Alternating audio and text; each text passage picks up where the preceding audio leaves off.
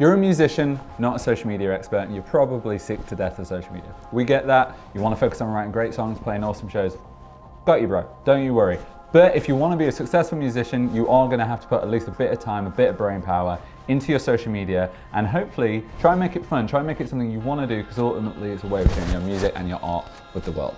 In this video, we're going to try our best to break down some of the more complex bits of social media, but ultimately things that are easy to do and things that are easy to understand, so you can at least nail the basics, if not nail some of the more advanced stuff. And it won't take up too much of your time, won't take up too much of your brain power, and hopefully you might even find it fun. With your bio, you want to make it as easy as possible for the random person that's ended up on your feed, whatever platform it's on, to know that you're a musician and be intrigued to learn more, okay?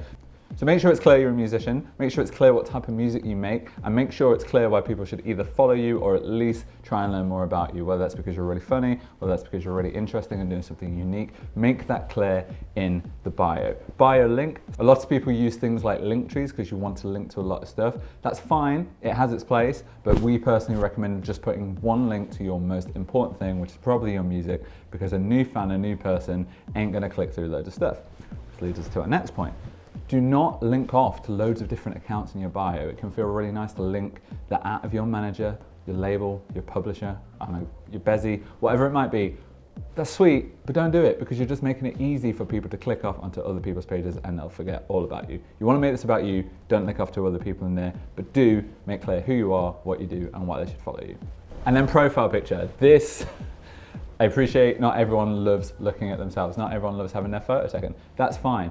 Your profile picture should be easy to recognize. We define that as either a striking background, it's very clearly you and you have something unique about you, or at the very least, it should make people want to stop scrolling and kind of make a rough indent in a brain almost of who you are.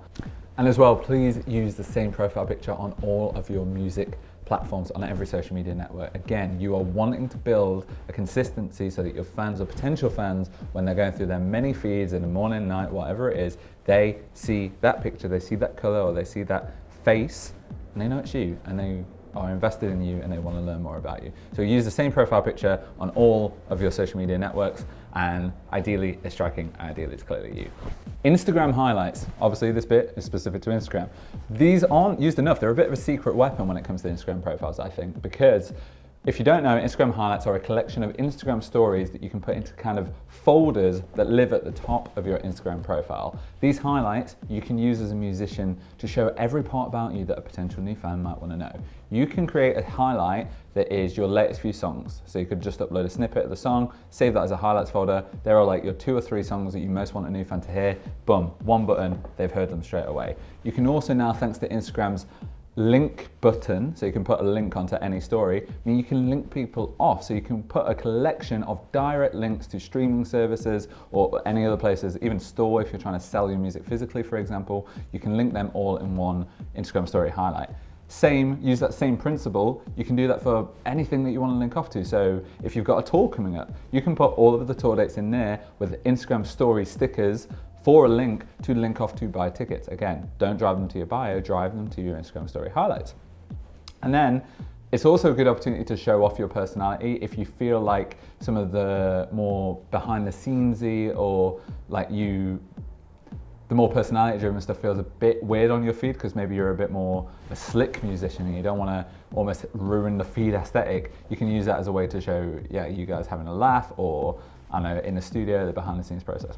Instagram story highlights, really good tool. You can use them in so many ways, but the fact is barely anyone uses them. So use them as a way to showcase new fans what you're about, because ultimately they stay at the top and you want to make it as easy as possible for people to get to know you.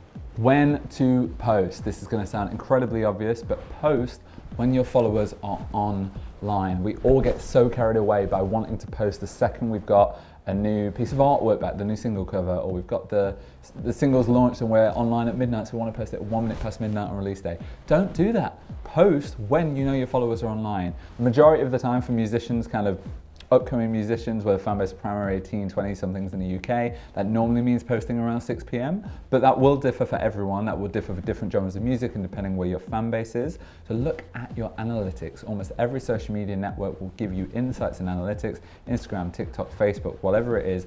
You can see literally what hour of what day your fans are most going to be online, and it will obviously be close to perfect because data is good, kids. So use that to your advantage. If you find out that your most active day for all of your followers and it's by like 20%, it's 7 p.m. on a Tuesday, then that's when you should be posting the big thing that you most care about, whether that's a single release, music video, tour announcement, etc., etc.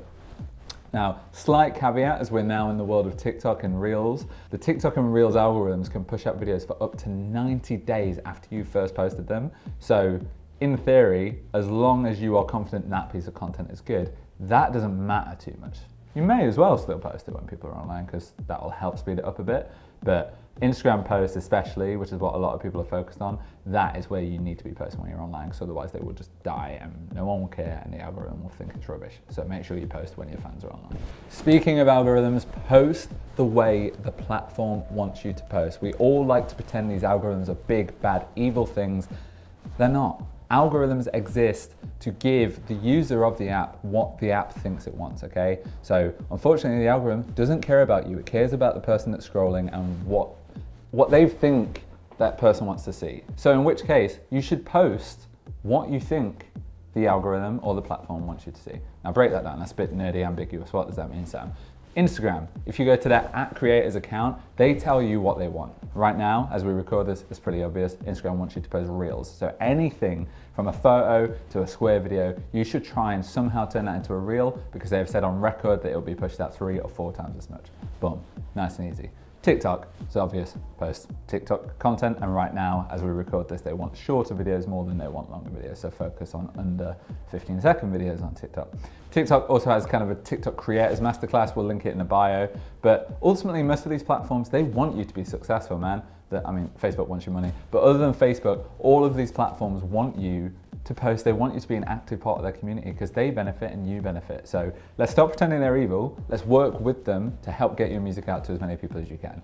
That, right now, the easiest way to do that is by going to Instagram's @creators account and to TikTok's Creator Hub. Again, both will be linked in the bio. DMs are one of the most underrated tools, potentially of the century, because they allow you to, well, message pretty much anyone. And this is the thing, right? If ultimately everyone falls back on this, music is who you know and who you're connected to and all those kind of things, social media and specifically DMs now allow you to get in front of all these people that were so hard to get in front of, even as little as 5-10 years ago.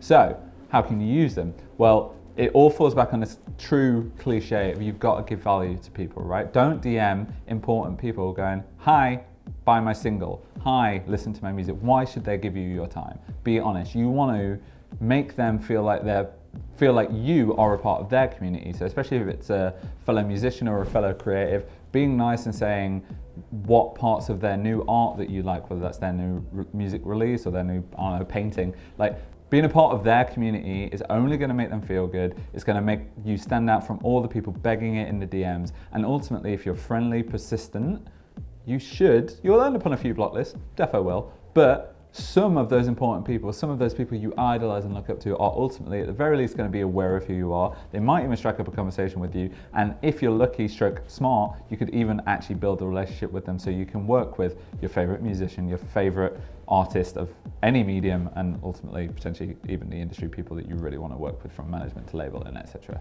etc. And I guess there's an underlying point with DMs, obviously just don't be a weirdo.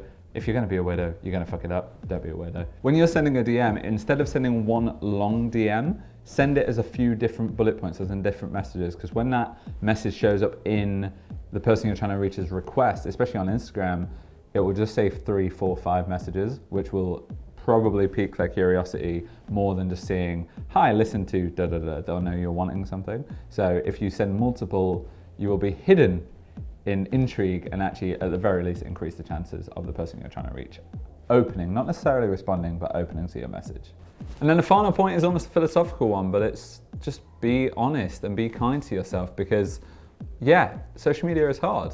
Ultimately, if you want to be a successful musician, you want one of the jobs that is probably the most sought after way of making a living in the world. But at the same time, it's probably never been easier to make a living from your music, thanks to the power of social media, the fact you can get your music in front of anyone, and the fact that equipment to record music is way, way cheaper than it ever used to be. So be honest, give yourself the breaks you need. Don't burn yourself out. Listen to yourself, listen to your mind, listen to your body. But Remember that sometimes if something isn't working, it just wasn't very good. It doesn't mean you fucked up. It just means that you need to try something different. Learn to enjoy experimenting. Learn to enjoy trying new things, trying different formats, trying photo, trying video, trying you talking to the camera, trying you not talking to the camera. All of this is trial and error. All of this is about the right people engaging with it at the right time.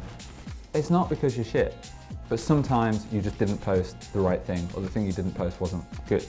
And that's fine. We all do that. So be honest with yourself, whilst also being kind to yourself. Ultimately, just be friendly, persistent, and consistent to yourself. If you post something new, interesting, relevant to your music every day or every few days for a year, and you don't burn out, and you don't go on a sabbatical for 3 or 4 months, there's a pretty decent chance you'll build some traction, which at the very least will help your musical releases, if not actually help you significantly get to the point of making a living from your music. If you're still after more social media insight, please do check out the No Music podcast. We'll link it in the bio. We talk about all the latest social news, Web3 news, all of the things that we genuinely believe can help you as a musician at the start of your career, and it's entirely free, obviously. You can tweet us at @FeelTheMusic, or you can tweet me at @nahirny here. We'll try our best to answer any questions you have when it comes to this kind of social branding, marketing, horrible words, but the right words, stuff. And yeah, man, as I just said, have fun with it. Don't beat yourself up. Go and smash it. And remember us when you're famous. Cool.